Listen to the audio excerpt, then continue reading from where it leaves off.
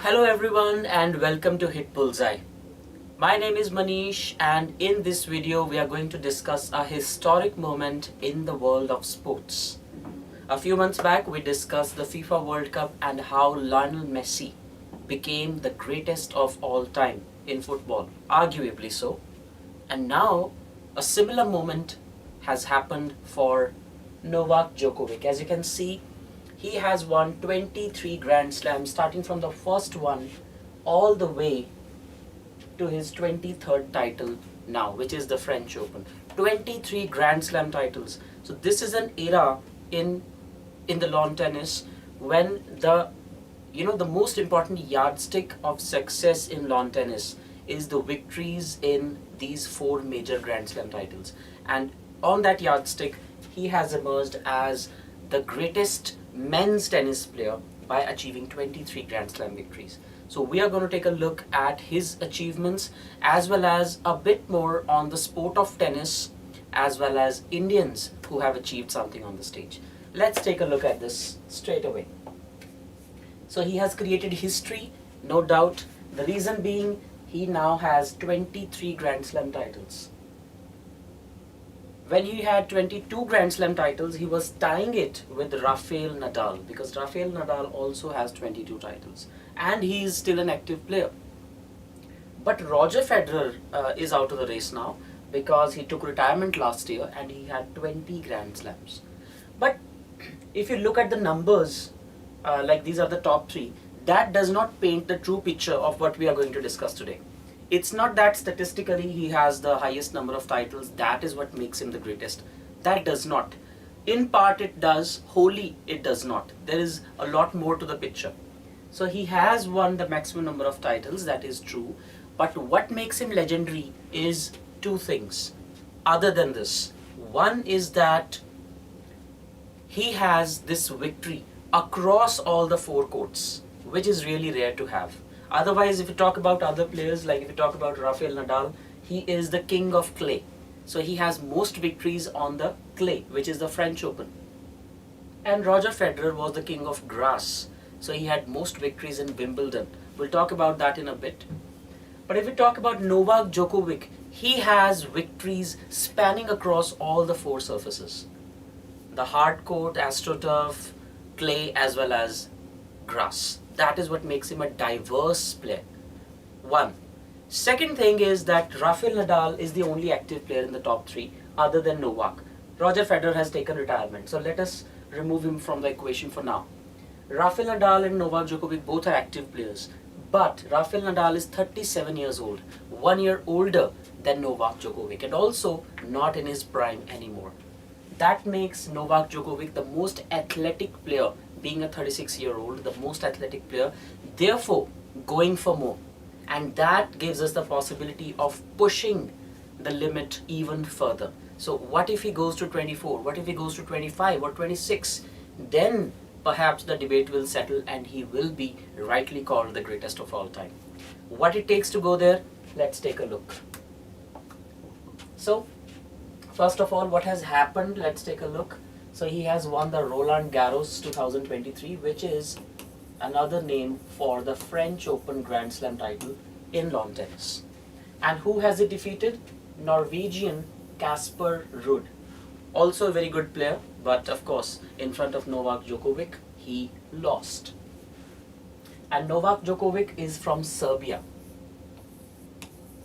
Nationality is important because when someone reaches at this particular height or summit in a particular sport, it is always seen how the person's personal life was shaped. And Serbia, back in the 90s and in the early 2000s, was a place of conflict. Kosovo, Serbian ethnicity, all those conflicts, all those things were going on when he was growing up. And there's a very ironic tale of events in which he says that there were air attacks being carried out in Serbia all around him, and he used to go to practice tennis to a place where bombs had been blasted a day before because the chances of bombardment were really rare the other day at the same place. Can you imagine that? That is the kind of environment he grew up in. He has seen death from a really, really close a really close distance, bombs blasting in front of him. That kind of environment shaped him, but he, being resilient, rose to the height of this game. That is really amazing. So now that he has won 23 Grand Slam titles, which is the most number of titles by any male. They are not saying this is the most number of titles overall, it is the most number of titles by a male. That means there is a female player who has more titles than Novak Djokovic. We'll take a look at that. Right, so his closest rival is Spaniard Rafael Nadal with 22 titles. And he could not participate in the French Open, Rafael Nadal, because of an injury. And being the king of clay, had he participated, it would have been the case, might have been the case that he would have won it. But as the fate might have it. Now, the other achievements of Djokovic. As I told you, the only male to win the 4 Grand Slams at least thrice. All the 4 Grand Slam he has won at least 3 times. As you can see, these are the 4 Grand Slams: Australian Open, Wimbledon, French Open and US Open. At least 3. So 3 US Open, 3 French Open, 7 Wimbledon and 10 Australian Open titles. Takes the tally to 23. That means at least 3 he has won in all. And no other male player has this record. That proves his diversity across the fields. Right? The only male player to have won all 4 Grand Slams at least thrice. That is an additional record that he has other than the 23 total Grand Slams. Another important achievement of Djokovic, he has the most ATP 1000 titles. ATP is Association of Tennis Professionals.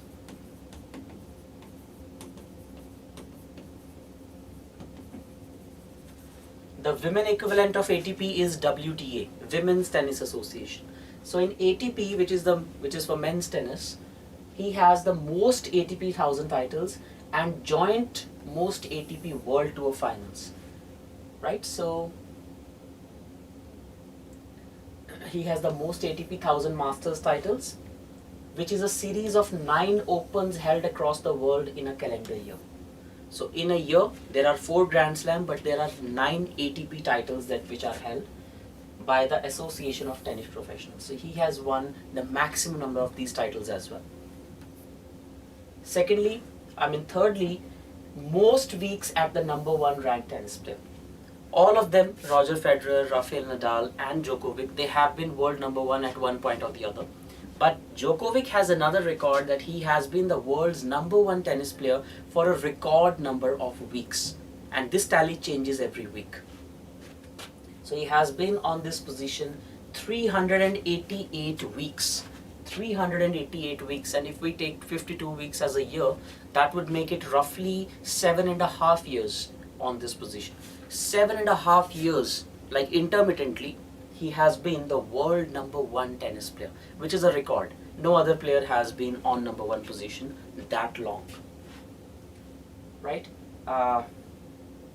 He has surpassed even Steffi Graf, the female tennis player, who has ranked number 1 for 377 weeks. That means this record is a world record among men as well as among women. So overall highest record of being number 1 for maximum weeks goes to Djokovic. So this shows his diversity, this shows his versatility, so to say. But now, what if we compare him to the greatest of all?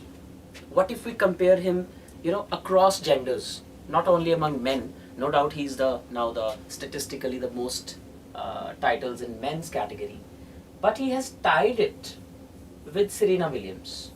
Serena Williams also has 23 titles, and she also announced her retirement last year, but it is not clear whether she will be playing or not, because she sort of confused the media about it. No one knows whether she'll be playing another Grand Slam or not, but that is beside the point. Novak Djokovic has the highest titles among men, but he is equaled by Serena Williams, already there with 23 titles. That is not all. There is another woman, Margaret Court of US, at the top with 24 titles. Now this is the world record among males as well as females. So the next thing Djokovic has his eyes on is 24 titles, because once he does that, he will not only retain the title of the maximum Grand Slams by a male, but also equal the maximum Grand Slams by any player, male or female. And then of course, because desires of a man has no end, he will be targeting 25th Grand Slam title, which will indisputably make him the greatest of all time among male as well as female tennis players. That is what he's targeting. And not only that, I'll tell you even more. There is a thing called calendar slam. So if you have guessed it right, a calendar slam means a person who has won all the Grand Slam events of a year in the same year. Like all the four: Australian Open, US Open, French Open and Wimbledon. And this year, both the titles have been won by Djokovic. The US Open as well as the French Open. So now moving forward, the Wimbledon and the Australian Open also will be targeted by Djokovic, because if he does that, he will fulfill that trajectory. He will equal the record of Margaret Court, surpass the record of Margaret Court, and also become one of the rarest of rare players to have achieved a calendar slam, which is winning all the four Grand Slams in a year, within a single calendar year. So these are the four Grand Slams I was talking about. First is the Australian Open, then Roland Garros, which is another name for French Open, then Wimbledon, and then US Open. Now if we talk about the turfs of these four, the turf is something which is quite technical, but it makes a lot of difference when you're competing at the top. So these are the four types of courts of these four tournaments. First is Australian Open. Australian Open has a plexi cushion type of a surface. Plexi cushion is a compound material made of thick liquid poured onto surface and allowed to dry. So plexi cushion is not exactly hard court or not exactly astroturf. It's a bit of a cushioned, you can say, surface, which gives the ball a specific kind of a bounce. So, increases the speed of the ball, so to say. So Australian Open has a different kind of skill set that is required. Then US Open has deco-turf. Now deco-turf is like more of a hard court, you can say. Then you have French Open, which is played on clay. Clay is made up of red brick dust, crushed limestone and clinker. So clay basically slows down the speed of the ball a bit, thereby giving a lot of time for maneuverability and manipulation of the ball and strategic, you can say, the reflex time can be a bit more prudent to that particular advantage. So some players are really good with clay, like Rafael Nadal. That is why we call him the king of clay, having maximum titles in the French Open. And then finally we have Wimbledon, which is played in England. So it is played on grass, and this is called one of the finest grass in the world. Right, so here also there is a different advantage. There's a different kind of a speed of the ball, the different kind of trajectory, different kind of skills required by the players. So all four have a bit of modality.